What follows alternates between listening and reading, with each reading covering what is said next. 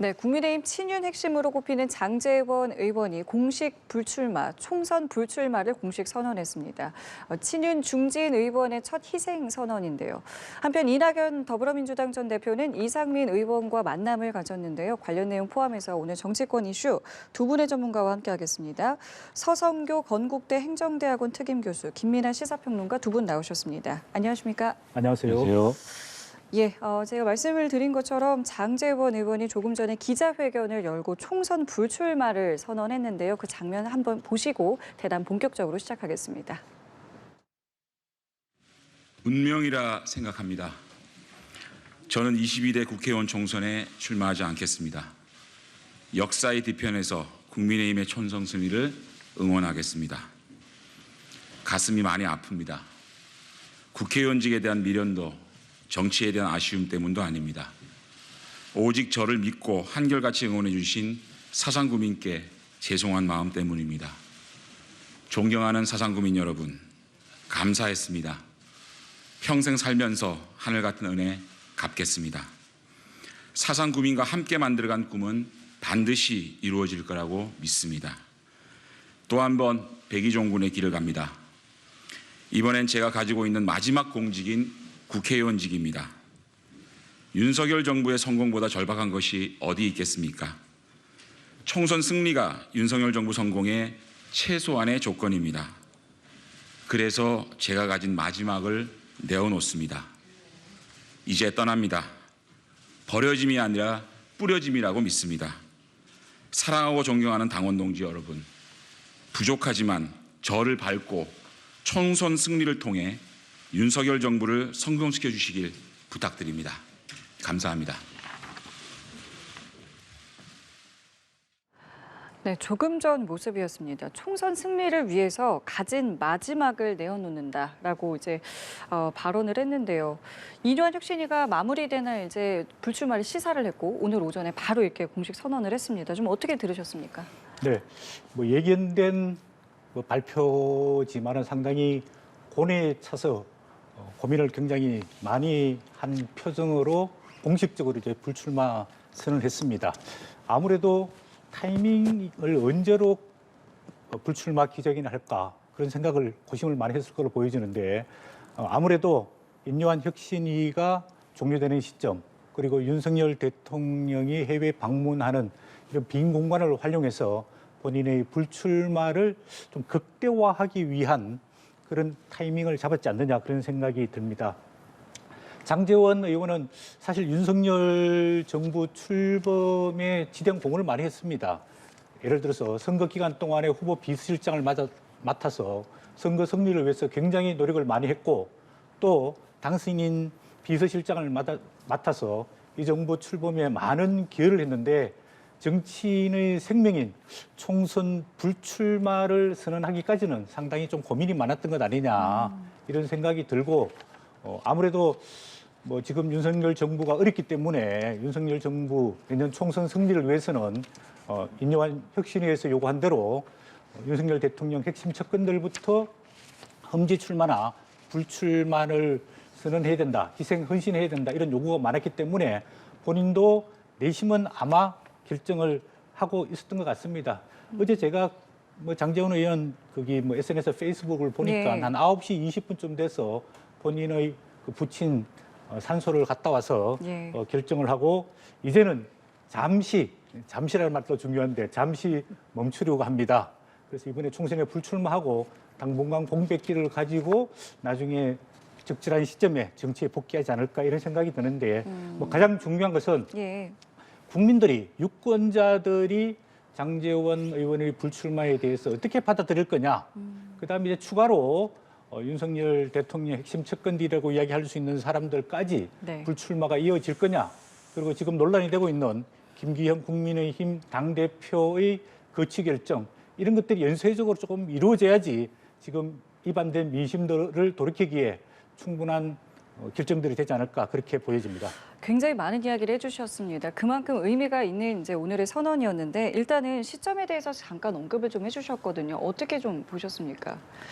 일단 국민의힘이 지금 상당히 어렵고 선거 전망이 어둡기 때문에 장제원 의원 같은 좀 무게감 있는 인사가 이렇게 희생하는 모습을 보이는 것이 국민의힘에는 지금 필요한 모습이겠죠. 그런 점에서는 잘된 일이라고 보는데 지금 말씀하셨듯이 시점과 관련돼서는 국민들이 보기에는 상당히 좀 혼란스러운 부분이 있습니다. 왜냐하면 인요한 혁신이가 국민들의 이 어떤 눈높이에서 보면 네. 인요한 혁신이가 지금 혁신을 하기 위해서 희생이 필요하다라고 했을 때는 거부를 했는데 인요한 혁신이가 다 이제 이 임무를 나름대로는 마치고 조기에 어쨌든 이 임무를 종료를 하고 나서 그러니까 국민들이 볼 때는 힘이 다 빠지고 뭔가 빈손으로 끝내고 나니까 아 이제는 그러면 희생을 하겠습니다라고 하면 그럼 국민들 입장에서는 아 그럼 혁신위를 왜 했지? 이런 의문이 좀 들 수가 있는 거거든요. 그러니까 이 차이는 뭘까? 그러니까 인요한 혁신위가 막 일을 할 때는 이 어떤 희생을 거부를 하고 예. 인요한 혁신위가 끝나면은 희생이 가능하다고 하는 그 차이는 뭘까라는 거에 대한 설명은 좀 더 필요하지 않을까라고 생각을 하고요. 오히려 이제 지금 이제 정치인의 어떤 지금 상황을 놓고 이제 생각을 해본다라면 물론 이제 떠밀리는 것보다는 스스로 결단하는 게 낫다 뭐 이런 좀 어떤 그런 뭐 관련한 인터뷰를 하긴 했더라고요. 그렇죠. 압박에 이제 뭔가 이렇게 압박에 대해서 이제 좀 졌을 때는 입장 표명 시간 좀 일부러 좀 미뤘다. 뭐 이런 뉘앙스의 인터뷰를 하긴 했더라고요.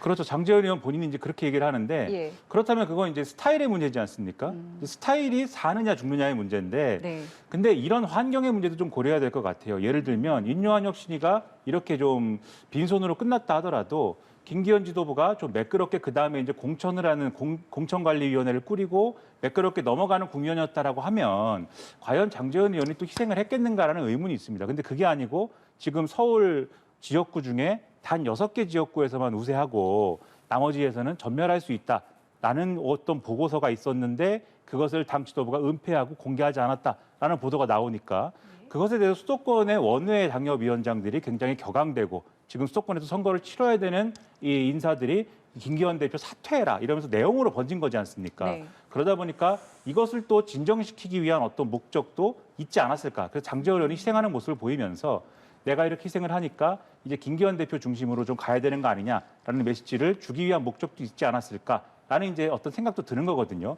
물론 반대 해석도 있는 것 같은데 예. 그래서 이제 이러한 어떤 이 정치적인 어떤 나름대로의 어떤 계산이 있다라는 걸 전제하지 않으면 오늘의 희생의 어떤 메시지나 이런 것들을 해석하기는 국민 입장에서는 좀 어렵다 이렇게 좀 말씀드리겠습니다. 지난주에 윤 대통령이 부산을 갔을 때 오찬을 함께 했다는 보도 나왔잖아요. 그때는 뭐 어떤 계기가 되지는 않았을까요? 네. 이미 결정이 난 이유였을까요? 뭐 제가 봤을 때는 장제원 의원이 천하의 대세를 거스르기는 힘들다. 정치인으로서 민심이 굉장히 지금 분노하고 들끓고 있기 때문에 본인의 불출마는 불가피하다 이렇게 생각을 했을 거고요. 그다음에 윤석열 대통령께서 부산 엑스포 유치 실패를 위해서 민심을 달래기 위해서 부산을 방문했을 때 그때 현역 의원으로서는 유일하게 장제원 의원을 초청을 했단 말이에요. 그거는 윤석열 대통령의 입장에 봤을 때는 장제원 의원에게 상당한 배려를 했다.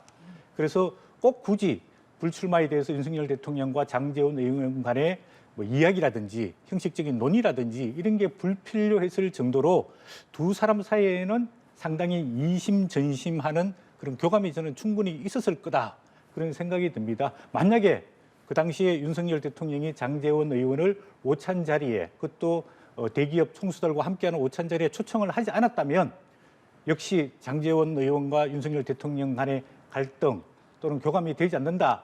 이런 해석이 분분할 수 있는데 그 당시에 윤석열 대통령이 장제원 의원을 초청함으로써 상당히 배려를 했던 것 아니냐 이런 생각이 들고요. 또 아까 말씀드린 대로 장제원 의원이 지난 대선 기간 동안에 또 인수위 기간 동안에 비서실장을 했단 말이에요. 비서실장이라 하면 거의 24시간 후보와 대통령 당선인 옆에서 보좌를 했던 역할이기 때문에 그만큼 이심전심 서로 교감할 수 있는 쉽게 말하면은 대통령의 뜻을 쉽게 이해할 수 있는 그런 장제원 의원이 있기 때문에 저는 뭐 일찍 결정을 했던 것 아니냐 이런 생각이 듭니다.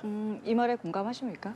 저도 뭐 상당 부분에 공감을 합니다. 왜냐하면 장제원 의원 본인도 이제 이 대통령과 함께 그 부산에 갔으니까 이제 돼지국밥을 이제 오찬으로 하는데 예. 그 자리에서 뭐 어떤 정치적인 대화를 나눌 수 있는 그런 자리는 아니었다라고 설명을 하고 있어요. 그러니까는 장제원 의원이 그날 이제 부친의 기일이었기 때문에 이렇게 이제 추도식에 참석을 하고 그 다음에 이제 오찬하는 자리에도 가지 않을 예정이었지만 대통령이 이 부산에 대한 어떤 비전이나 이런 전망을 얘기하는 자리에 장 의원 없이 되겠느냐라고 해서 불러서 이제 가서 그 자리를 이제 빛내기 위해서 이제 있었다라는 거거든요. 그러한 자리였다고 하면 단둘이 이제 독대하는 자리도 아니고 여러 사람이 있는 자리에서 가령 윤석열 대통령이 장제원 의원에게 이번에는 당신이 희생을 해야 된다라는 취지의 뭐 그런 얘기를 했겠는가 좀 이런 의문이 있거든요.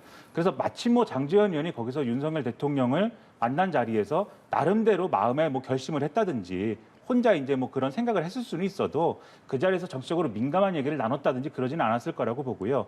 그리고 바로 그렇기 때문에 지금 교수님 말씀하신 대로 한간에 이제 그런 해석이 쭉 있지 않았습니까? 장제원 의원하고 윤석열 대통령하고 대립적 관계여서 어떤 장제원 의원의 희생을 대통령은 바라는데 장제원 의원이 그것을 거부하고 있는 그런 국면이다라는 이런 해석들, 그런 해석들은 물론 그렇게 해석할 수 있는 부분도 있겠지만 그게 이제 이런 상황의 전체를 다 설명해주는 해석은 또 아니지 않았을까 그렇게 생각을 하기 때문에 아마도 이 장제원 의원의 희생 또는 뭐 여러 가지 어떤 정치적 행보에 따라서 이 두 사람의 어떤 근본적인 어떤 신뢰관계가 흔들리는 것은 아니지 않을까라고 생각을 하고요. 다만 윤석열 대통령의 정치적 의존 관계, 그러니까 기존에는 장제원 의원에 대해서 뭐 가령 이제 소위 윤핵관이다 이렇게 얘기를 했던 게 정치적인 의존이 있어서 그랬던 거 아니겠습니까? 이 정치적 의존 관계가 끝난 것은 어느 정도 사실이라고 봐야 되지 않을까 이렇게 생각을 합니다. 네, 물론 뭐 이른 전망이긴 합니다만 워낙 이제 또 총선 국면이기 때문에 앞으로 어떤 이제 행보를 할지 당장 이번 총선에서도 어떤 역할을 하게 될지 뭐 이런 부분도 좀 궁금한데 어떻게 좀 전망하세요?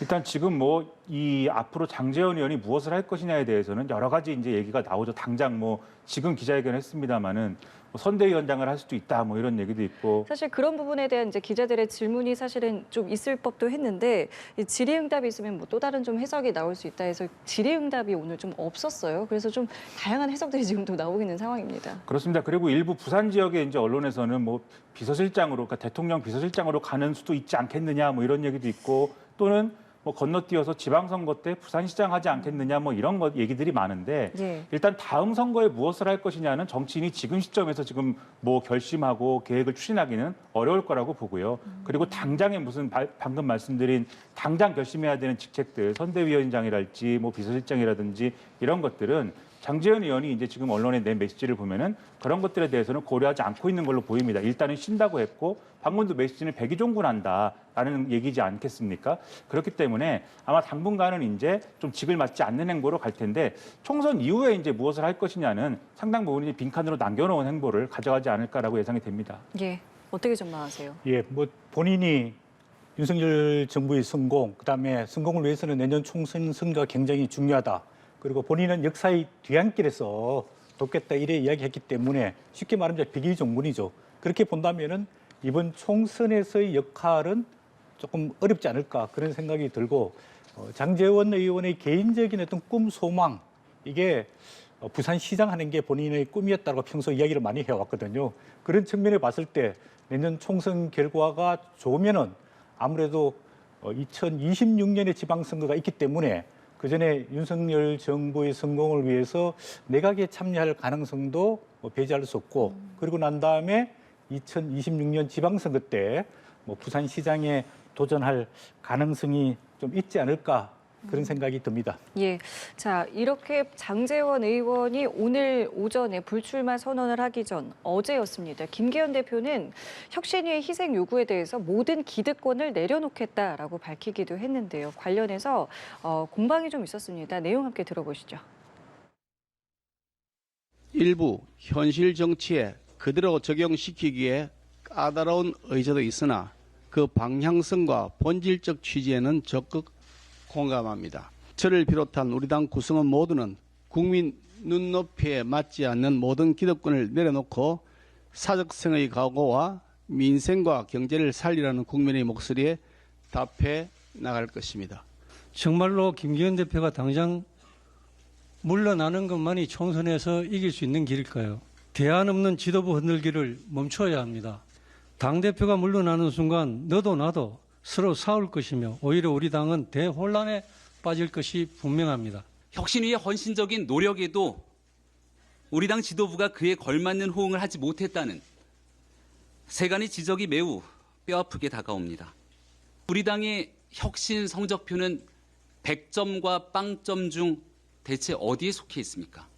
지금 이 자리에 있는 지도부 중 어느 누가 혁신위의 희생에 대한 요구에 대체 답을 내어놨단 말입니까?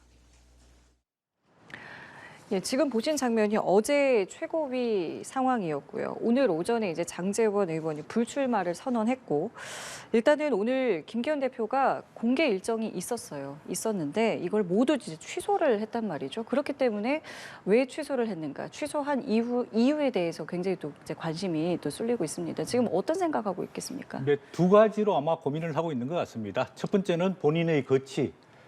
제가 봤을 때는 김기현 대표의 사퇴 내지 불출마는 불가피한 것으로 보여지는데요.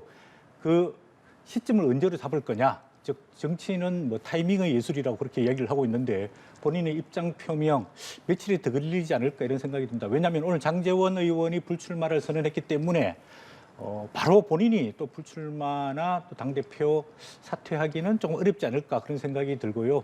그런 고민이 첫 번째일 것 같고, 두 번째로는 본인이 당대표 내지는 불출마를 하더라도 이제 총선을 위해서 국민의힘이 해야 될 여러 가지 일들이 있거든요. 첫 번째로는 공천관리위원회를 구성을 해야 되고, 또 두 번째로는 선거대책위원회를 구성을 하고 출범을 시켜야 되는데 그거에 대해서 좀 고민이 깊어지는 것 아니냐 이런 생각이 듭니다. 지금 이제 국민의힘 내부를 보면은 김기현 대표 거취를 둘러싸고 예. 약간 자중질환 또는 내부 권력 투쟁이 이제 점입가경한 상황이라고 보여지는데요. 국민의 눈높이에 맞게끔 모든 기득권을 내려놓겠다라고 이야기했는데 국민의 눈높이는 전제 조건이지 않습니까? 국민의 눈높이는 나와 있습니다. 김기현 대표가 지난 3월 달 당대표가 되고 난 다음에 당을 혁신하거나 당 지지도를 높이지 못했단 말이에요. 그러니까 쉽게 말해서 당 제대로 운영 못한 거에 대한 책임을 지고 아무래도 사퇴를 해야 되는 것 아니냐 이런 국민적 요구가 많거든요. 그다음에 두 번째는 이제 모든 기득권을 내려놓겠다 그랬는데 김기현 대표가 갖고 있는 기득권은 두 가지입니다. 첫 번째는 당대표직, 두 번째로는 총선 불출마나 내지는 험지 출마. 이걸 두 개 다 한꺼번에 다 내려놓을 건지 아니면 하나, 즉 당대표는 유지하면서 총선 불출마를 선언할지 그거는 조금 지켜볼 필요가 있는데 어떤 거를 선택할 것 같으세요? 저는 김기현 대표가 지금까지 쭉 했던 이야기를 보면 뭐 예를 들자면 혁신안의 방향성과 취지에는 공감한다. 그리고 그러나 현실에 그대로 적용하기에는 쉽지 않고 어렵다. 그다음에 혁신도 질서 있는 혁신을 해야 된다. 이러면서 본인의 거취를 연계를 시키고 있거든요. 그런데 국민 입장에 봤을 때는 혁신을 하면 속도감 있게 과감하게 혁신을 해야 되는 거거든요. 그런 측면에 봤을 때 김기현 대표가 기초적인 총선 준비 작업을 해놔놓고 본인이 빨리 총선 불출마와 당대표직도 내려놓는 게 민심에 부응하는 것 아니냐 그런 생각이 듭니다. 예, 생각 듣겠습니다. 일단 온도차가 좀 있는 것 같습니다. 김기현 대표하고 당 주류가 생각하는 이 문제에 대한 해법하고 그다음에 당내 비주류가 생각하는 해법은 확실하게 온도차가 있는 것으로 보이는 게 오늘 이제 오전까지도 사실 당내 주류에 해당하는 그러한 이제 의원 내지는 인사들은 김기현 대표의 사퇴에는 선택지가 아닌 것처럼 지금 주장을 하고 있는 그러한 기류가 있는 것 같아요. 근데 이제 지금 당내 비주류 내지는 또 비주류라 할지라도 수도권에서 지금 선거를 치러야 되는 분들은 김기현 대표가 사퇴하지 않고 불출마 정도의 결단을 하는 것은 그 정도로는 불충분하다라고 지금 얘기하고 있는 거거든요. 국민의 눈높이에 맞춰야 된다. 이렇게 김기현 대표가 얘기를 했는데 국민의 눈높이에서 지금 뭔가 혁신의 어떤 그러한 것들을 이어나가겠다라고 얘기를 했는데 불출마하느냐 마느냐는 지금 국민의 눈높이하고는 상관이 없는 일이다라고 지금 얘기를 하고 있습니다. 수도권의 어떤 선거를 치러야 되는 입장에서 보면은 그러한 것이 현실이에요. 그렇기 때문에 불출마로는 충분치 않고 사퇴를 해야 된다. 그 주장을 하고 있는데 아직까지는 이제 그 당 주류와 김기현 대표 쪽의 어떤 입장이라는 것은 거기까지는 생각하지 않고 있는 것 같고 불출마만 해도 상당한 어떤 희생인데 원래 불출마도 사실 1월까지 좀 생각을 해보고 나는 결단을 하려고 했는데 지금 어쨌든 장제원 의원이 불출마를 하면서 이것도 빨리 결단하게 된 것만으로도 상당한 어떤 위기감을 느끼는 상황 속에서 고민하고 있는 것인데 사퇴까지 해야 되는 것이냐라는 지금 그런 분위기 같거든요.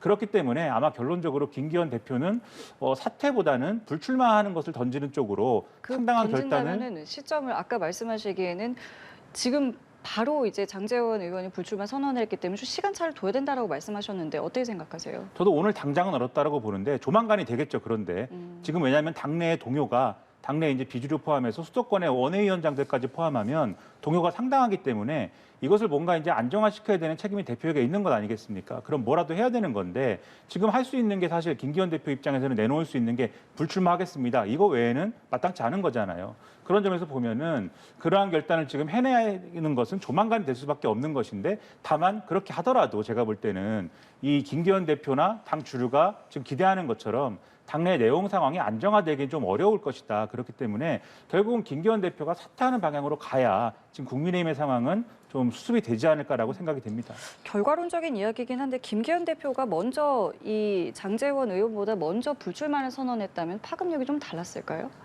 저는 뭐 누가 먼저 불출마를 선언한다라는 것으로 이제 파급력의 어떤 크기가 달라지느냐 이 문제라기보다는 이 사람이 어떤 의미를 가지고 어떤 맥락 속에서 불출마를 선언하느냐 이게 훨씬 더 중요하다고 보거든요. 그러니까 장제원 의원이 지금 불출마를 선언한다라는 것이 의미를 가지는 이유는 장제원 의원이 그동안 이 윤석열 대통령 그러니까 용산 권력하고 지금 여당 사이에 어떤 가교를 해왔다. 그렇기 때문에 지금까지 용산 대통령실이 좀 잘못해온 거에 대해서 그리고 그것에 대해서 여당이 뭔가 제 역할을 하지 못한 거에 대해서 쓴소리를 해야 되고 용산 대통령실이 잘못 가는 거에 대해서 좀 바로잡기도 하고 그랬어야 되는데 그러지 못한 거에 대한 어떤 바로잡았어야 될 책임을 좀 못하도록 한 거 아니냐라는 거에 대해서 그것에 대한 책임을 지는 어떤 것들이 필요한 거 아니냐 이런 목소리를 좀 받아 안았다 이런 맥락이 있어서 장제원 의원의 이제 불출마라든지 이런 것들이 어느 정도 의미를 가질 수 있다 이렇게 볼 수가 있는 거 아니겠습니까?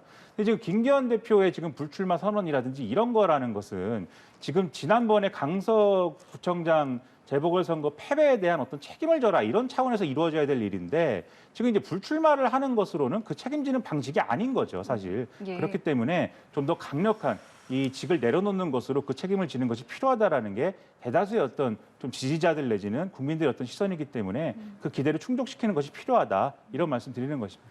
네, 물론 뭐 김기현 대표가 언제 또 말씀하신 이 두 가지 카드를 다 내려놓을지 뭐 이 여부는 아직은 모릅니다만은 지금 말씀하신 것처럼 이 내부에서의 내홍이 총선을 앞두고 굉장히 좀 계속 불거지고 있는 상황이거든요. 이게 잠재워지려면 말씀하신 것처럼 직까지 내려놔야 된다고 보시는 겁니까?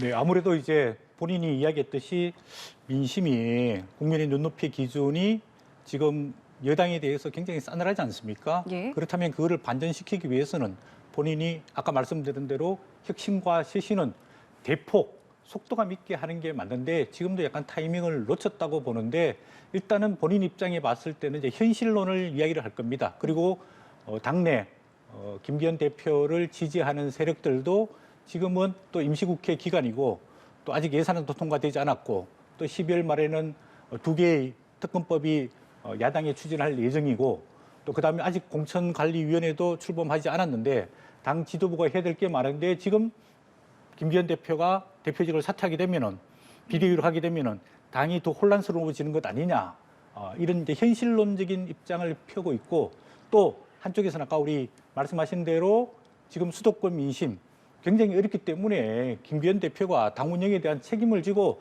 빨리 사퇴하고 새로운 비상대책위원회를 구성해서 새롭게 총선을 치러야 된다. 이런 명분론도 굉장히 강하거든요. 이 두 가지 사이에서 아마 김기현 대표가 상당히 고민을 하는 것 아니냐 이렇게 보여지고 있고 시간은 그렇게 멀지 않을 것 같은 생각이 듭니다. 왜냐하면 공관위 출범이 예전에 보면은 한 1월 중순쯤에 네. 이루어졌는데 이번에는 좀 당겨서 12월 말에 이루어질 예정이거든요. 그런 측면에 봤을 때 12월 말이면은 본인의 거취 결정을 확실하게 할 것이라고 보여집니다. 근데 이 공관위 출범도 사실은 이제 말씀하신 좀 이르죠. 12월이면. 근데 이게 또 특검법과 맞물려서 잘 될 수 있겠느냐 이런 이제 시각도 있어서요. 좀 이거는 전혀 상관없이 진행될 거라고 보십니까? 그 일각에서 나온 이제 뭐 소위 이제 뭐 김건희 여사 관련한 사건에 대한 특검법과 관련돼서 네. 이것을 처리하는 과정에 이제 공천을 받지 못하게 된 사람들이 현역 의원들이 뭐 이탈표가 돼서 예. 대통령의 거부권을 행사하면 이것을 재의결하는 과정에 이제 결국은 이제 이탈표가 작용을 해서 재의결이 되는 시나리오가 있는 거 아니냐. 그래서 이제 이것을 이제 좀 공천과 관련된 결정, 컷오프나 이런 결정을 뒤로 이제 물려서 하는 것이 좋겠다. 뭐 이런 여론이 있어서 당의 단결을 위해서는 그러한 것들을 방지하는 것이 필요한 거 아니냐. 뭐 이런 얘기가 있어서 공관위의 어떤 구성 일정을 조정하는 것이 필요하다. 이런 주장이 있다는 거 아니겠습니까? 그렇죠. 근데 저는 이제 공관위의 구성 시점이나 이런 것들을 단지 그 변수만으로 이제 조정할 수 있는 것이냐에 대해서는 좀 의문이 있고요. 다만 이제 그런 것까지 고려해가지고 판단을 할 가능성이 없는 건 아니겠지만 지금 그것만으로 이제 결정할 수 있는 문제인가는 좀 의문이 있습니다. 왜냐하면 지금 이제 이런 문제가 있는 거예요. 오히려 이제 김건희 특검법과 맞물려서 결정하는 문제보다는 당내의 어떤 쟁점이라는 거는 제가 파악하기로는 김기현 대표 입장에서는 지금 이제 인요한 혁신위가 빈손으로 사실은 이제 혁신의 과제를 다 끝내지 못하고 조기 종료한 이후에 여러 가지 이제 그럴 거면은 혁신위를 왜 만들었냐? 결국은 김기현 대표 체제 생명 유지를 위한 그러한 어떤 혁신이었느냐라는 비판이 막 쇄도하니까 그것들을 좀 진정시키기 위해서 공천관리위원회를 빨리 구성을 하고 그러면은 김기현 대표가 공천과 관련된 권한을 행사할 수 있는 조건이 마련이 되면서 공천 권한을 휘두르는 사람에게는 좀 덜 박하게 하지 않겠느냐. 그런 환경을 조성을 하면 좀 이런 비판이 잦아들지 않겠느냐. 이런 기류가 있었던 건데 그것이 부당하다. 그러니까 그것을 방지하기 위해서 공관위 구성 시점을 늦춰야 된다. 사실은 이게 쟁점이었던 거 아니냐 이런 비판이 있었던 거거든요.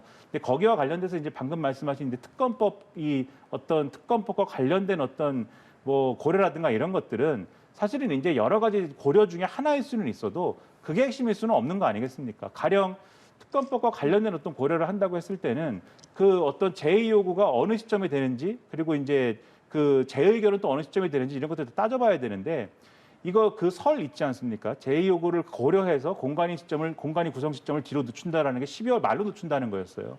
근데 지금 12월 말이 돼야 사실은 이제 거부권 행사해서 특검법을 이제 본회의에서 처리하는 게 12월 말인 것이고 28일이요. 그렇죠. 예. 재의결 되는 것은 그러면 재의결 해야 되는 시점은 1월 중순이 되는 것인데 그 시점이 안 맞다 이런 지적도 있는 것이고 또 실제로 이제 이 결과적으로 재의결을 떠밀려서 결국은 국민의힘에서 떠밀려서 그런 이탈표가 발생해가지고 하는 경우에 그렇게 재의결한다고 하더라도 결국 특검법을 그래도 어쨌든 했으니까 우리가 선거에서 유리합니다라고 주장할 수 있게 되는 것이냐. 이런 것도 사실은 딜레마거든요. 그렇기 때문에 제가 볼 때 그것이 어떤 결정적인 공관위 시점을 바꾸는 어떤 그런 문제의 변수는 되지 않는 것이 아닌가라는 생각을 하고 있습니다. 예, 알겠습니다. 이번에는 민주당 상황도 알아보겠습니다. 이낙연 전 대표가 요즘에 어떤 인터뷰에서 어떤 발언을 하고 누구를 만났는지 뭐 하루하루 정말 계속 저희도 보도를 해드리고 있는데 이번에는 이상민 의원을 만났어요. 민주당을 탈당한 무소속 이상민 의원을 만났는데 일단 뭐 만난 것 자체에 대해서 좀 어떤 평가하시겠습니까?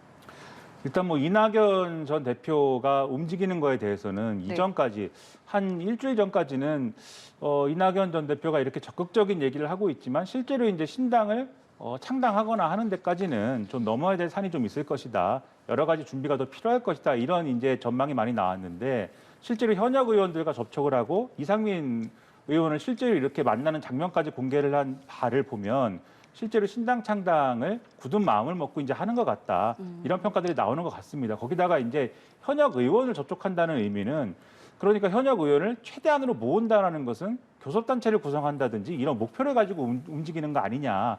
이런 이제 어떤 목표까지도 세우고 있는 거 아니냐. 이런 얘기가 나오는 것이거든요. 그렇기 때문에 이낙연 전 대표가 확실한 목표를 가지고 움직이고 있다라는 평가까지 가능한 것이어서 상당한 의지를 가지고 움직이고 있다. 이런 얘기를 안 할 수가 없게 되는 건데 그러면 그게 현실적으로 그러면은 상당한 이 목표에 이룰 만큼의 파괴력을 가지는 거냐. 이 평가를 안 할 수가 없는 것이죠. 근데 실제로 이상민 의원 같은 경우에는 지금 이제 민주당을 떠난 상태이기 때문에 지금 이낙연 전 대표를 접촉해서 이게 새로운 어떤 정치 세력을 만드는 거에 대한 긍정적 전망을 얘기하기가 상당히 좋은 처지이죠. 그렇기 때문에 지금 좋은 얘기를 할 수 있는데 지금 이낙연 전 대표가 실질적으로 또 만나야 되는 어떤 현역 의원들이라고 하면은 민주당에 남아있는 분들 아닙니까, 사실. 민주당에 남아있는 분들 중에 아직 이제 현역인 분들이고 소위 말하는 이낙연계라고 불리는 분들인데 이분들이 아직 이제 뭐 공천 과정에 경선을 치러야 되고 이런 분들인데 경선에서 탈락했다든지 뭐 이런 전망을 정확하게 지금 세우지 않은 상황에서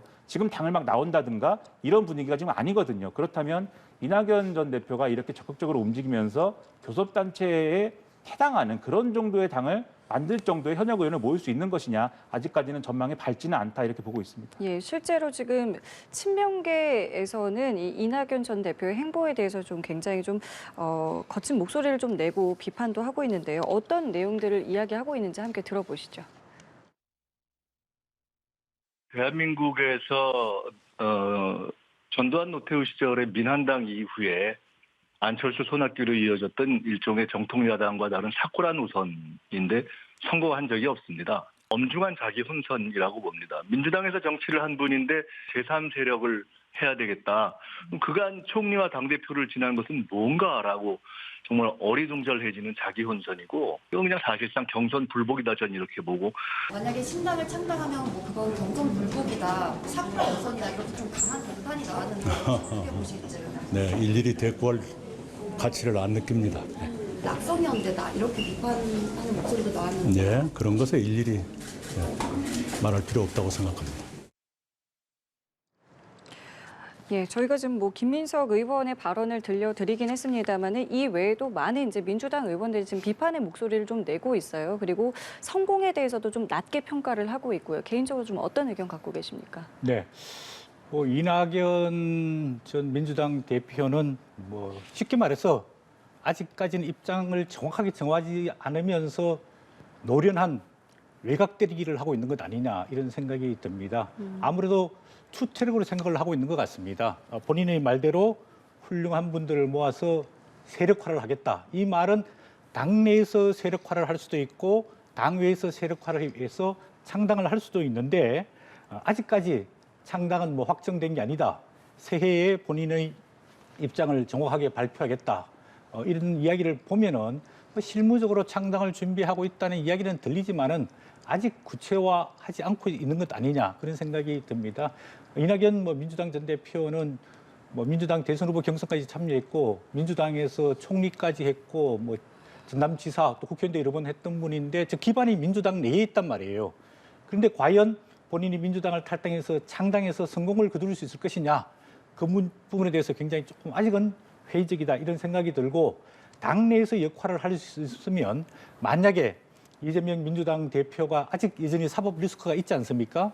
그래서 또 12월 1일 달에 검찰에서 대북 불법 송금에 대해서 영장을 청구한다는 이야기도 있고 아니면은 4월 10일 총선 전에 또 법원의 1심 판결이 날 가능성도 있고 그렇게 된다면 이재명 대표가 2선, 3선으로 후퇴하게 되면은 이낙연 전 대표의 역할이 있을지 않을까 이런 기대를 하고 있는 것 같은데 저는 그거는 굉장히 어렵다고 봅니다. 정치는 권력 집중의 원칙이 있거든요. 그래서 이재명 대표가 어떠한 경우에 처하더라도 본인이 당내에서 자기 세력들을 다 심어놓을 거기 때문에 이낙연 대표의 역할은 굉장히 한정적이고 단지 당내에서 세력화가 가능하다면은 지난번 9월 달에 이재명 대표 국회 체포 동의안에 찬성한 민주당 의원이 한 38에서 39명쯤 되거든요. 그분들이 만약에 이재명 대표로부터 공천 탈락할 경우에 이분들을 지원하거나 이분들을 모아서 탈당해서 제3당을 만들 가능성은 조금은 있는데 그렇게 한다고 성공할 것이냐. 예를 들자면 우리가 지난 2016년 안철수 전 국민의당 대표가 민주당에서 탈당해서 국민의당을 창당해서 총 38석의 의석을 확보했습니다. 호남에서 28석 중에서 23석을 획득했고 비례대표를 15석 해서 총 38석, 즉 원내 교섭단체를 훨씬 능가하는 그런 의석을 했는데 아무래도 이낙연 전 민주당 대표 입장에 봤을 때 호남을 기반으로 해서 지역구와 비례대표로 원내 교섭단체 이상을 구성할 수 있을지에 대한 확신이 아직까지 서지 않는 것 아니냐. 이러면서 본인이 아직까지는 입장 표명을 정확하게 하지 않으면서 신당 창당 가능성도 이뤄두고 당내 세력화도 이뤄두는 것 아니냐.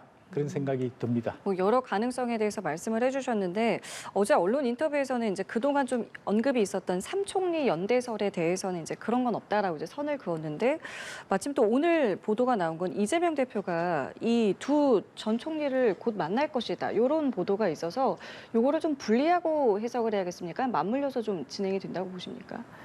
일단 이재명 대표 입장에서는 이 3명의 전직 총리가 만약에 모여서 뭔가를 도모한다고 하면 그것만큼 부담스러운 게 없죠. 그러니까 일부 언론에 이제 표현을 빌자면 이 3명의 전직 총리가 모이면 사실은 그게 민주당 아니냐. 이재명 대표가 있는 이제 조직보다는 이 3명이 있는 조직이 민주당 본체에 가까운 거 아니냐. 이런 평가가 나올 정도로 민주당의 본류에 가까운 그런 모습이 되기 때문에 그게 이제 경계심을 가질 만한 모습인데 이 3명의 전직 총리 중에 이낙연 전 총리만 만약에 떨어져 나가서 다른 조직을 꾸린다라고 한다면 그것은 이제 이낙연 전 총리만 이제 살림을 따로 차리는 것이니까 그거는 이제 어느 정도 감당해 볼 만하다 이재명 대표는 이렇게 판단할 수 있는 그런 상황이라는 거죠. 그렇다고 하면 이재명 전 대표 입장에서는 나머지 두 분의 전직 총리는 어떻게든 뭐 안고 가면서 이낙연 전 총리는 지금 뭐 여러 가지로 해놓은 말이 많기 때문에 워낙에 이제 뭐 엄근진한 분 아닙니까? 엄격하고 진지한 분인데 이것은 이제 나중에 만약에 이렇게까지 얘기해놓고 사실은 신당 창당은 어렵겠습니다 하고 주워 담기도 사실은 어려운 거거든요. 그런 부분을 생각을 해보면 어느 정도는 뭐 강을 건넜다라고 생각을 하더라도 그렇게 생각을 하더라도 나머지 두 분 총리에 대해서는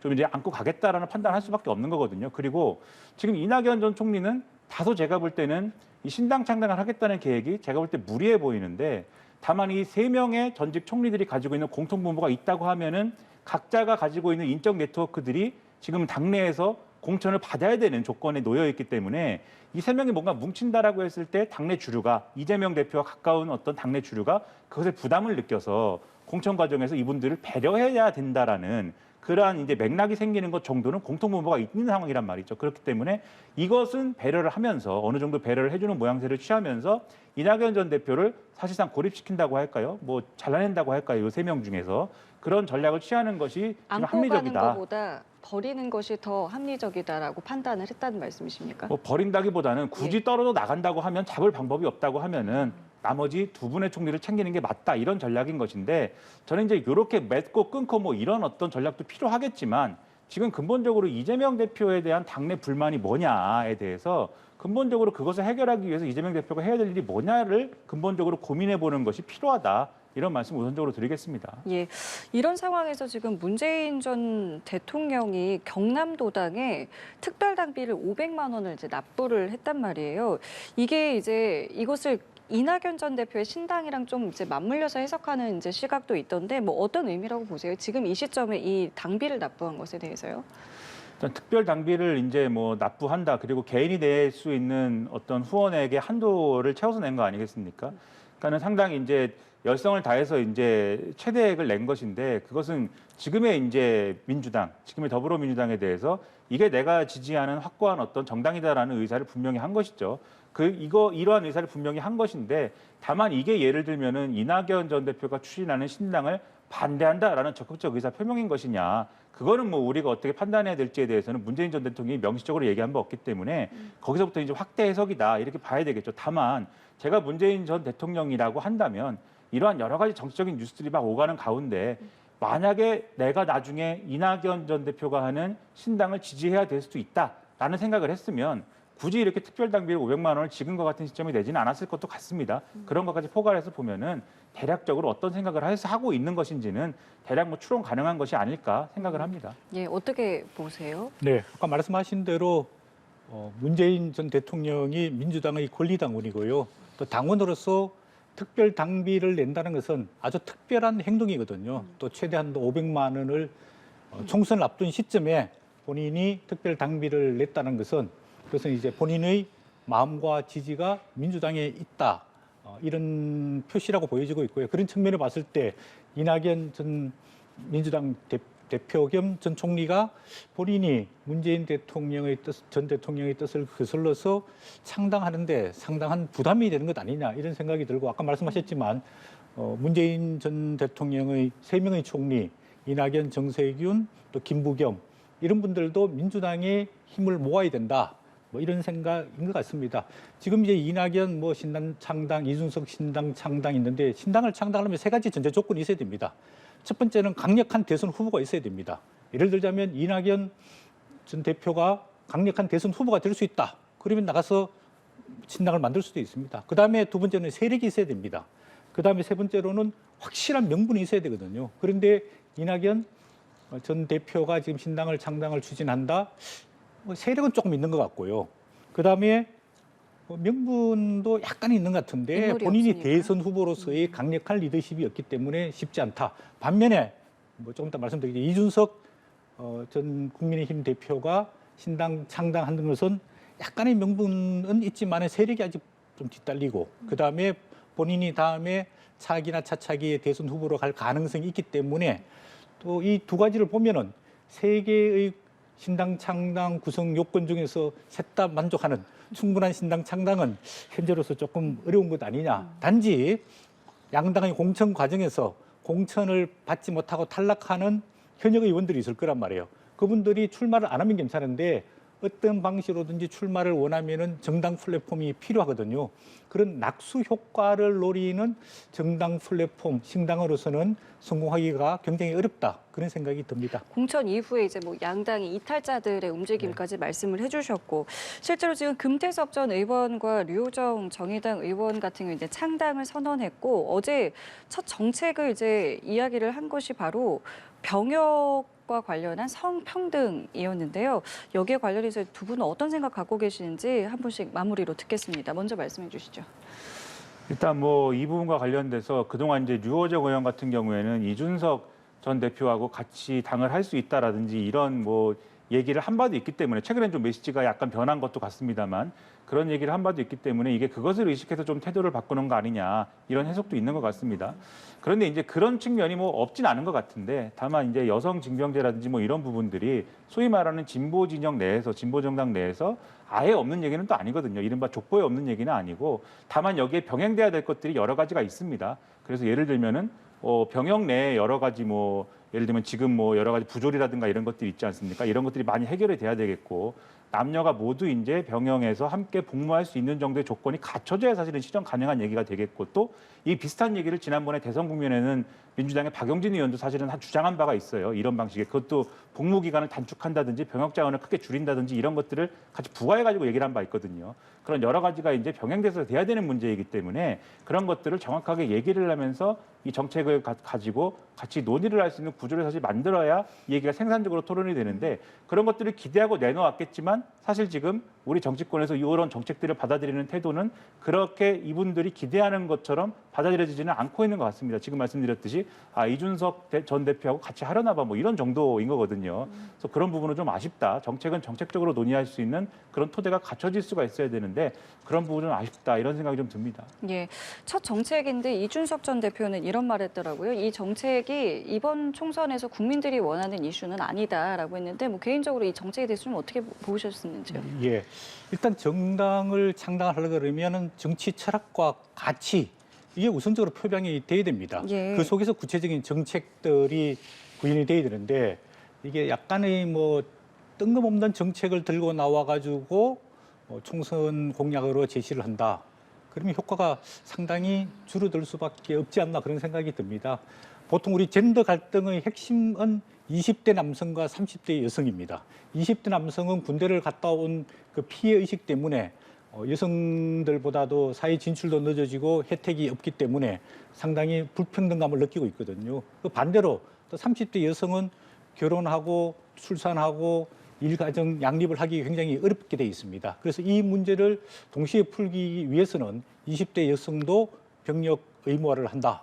대부분의 20대 여성들한테 뭐 질문을 해보면은 20대 남성들이 불쌍하다. 군대도 갔다 오고 약간 사회 진출도 늦어지고 우리 여성들도 군대를 갈 수 있으면 가겠다.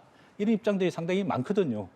그다음에 30대 여성들이 아까 말씀드린 대로 취업하고 출산하고 육아하고 이러느라고 일가정 양립 굉장히 어렵거든요. 그런 측면에서 남성들도 육아휴직을 100% 보장하자. 지금 법적으로는 보장이 돼 있는데 현실적으로는 상당히 열악한 상황이거든요. 그래서 이런 부분에 대한 젠더 불평등을 해소하는 것은 구체적인 정책으로 좋은 일인데 우선적으로 신당이 해야 될 것은 앞으로 우리는 어떤 정치를 지향하고 어떤 정치적 철학과 정치적 가치를 지향하겠다. 큰 어떤 표방이 조금 우선됐으면 좋겠다는 생각이 들고요. 근데 두 분 다 보면은 제가 보기에는 상당히 합리적인 보수 중도에 가까운 분들이기 때문에 조금 사회적인 논의를 개방하면은 좋은 구체적인 정치 노선 가치가 잘 정립이 될 수 있지 않을까 그런 기대를 해봅니다. 예, 알겠습니다. 오늘 저희 두 분 말씀 여기까지 함께하겠습니다. 지금까지 서성교 건국대 행정대학원 특임교수 김민하 시사평론가와 함께했습니다. 두 분 감사합니다.